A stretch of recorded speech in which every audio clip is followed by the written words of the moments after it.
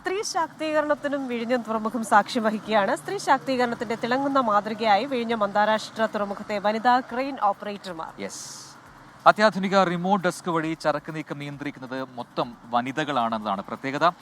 രാജ്യത്ത് തന്നെ ആദ്യമായാണ് ഓട്ടോമേറ്റഡ് CRMG ക്രെയിനുകൾ വനിതകൾ നിയന്ത്രിക്കുന്നത്. ഒരുപക്ഷെ SKN40 യാത്ര ഭാഗമായിട്ട് വിഴിഞ്ഞത്ത് പോയപ്പോൾ ഇതെല്ലാം വളരെ വിശദമായി നമ്മൾ കണ്ടതാണ്. പ്രേക്ഷകരും അത് അന്ന് കണ്ടു കാണാം. നമുക്ക് ആ റിപ്പോർട്ട് കാണാം.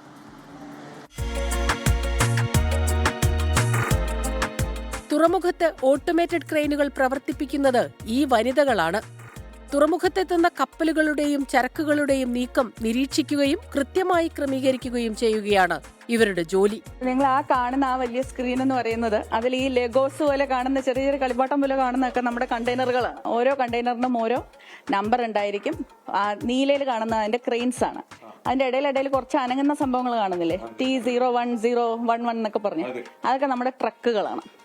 അപ്പൊ ഏത് ട്രക്ക് എവിടെ ഏത് കണ്ടെയ്നർ കൊണ്ട് എങ്ങോട്ട് പോകും, യാർഡിലെ ഏത് സ്ലോട്ടിലാണ് അത് ഡെപ്പോസിറ്റ് ചെയ്യും എന്നുള്ളത് നമ്മൾ ഇവിടെ ഇരുന്നാണ് കൺട്രോൾ ചെയ്യുന്നത്.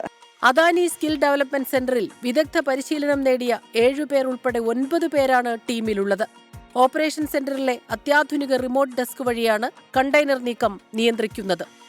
മത്സ്യത്തൊഴിലാളി കുടുംബങ്ങളിൽ നിന്നുള്ളവരും ഈ ടീമിലുണ്ട്. അതീവ ശ്രദ്ധയോടെയും കരുതലോടെയും ചെയ്യേണ്ട ചുമതലയാണ് വെല്ലുവിളികളെ അതിജീവിച്ച് ഇവർ നിർവഹിക്കുന്നത്.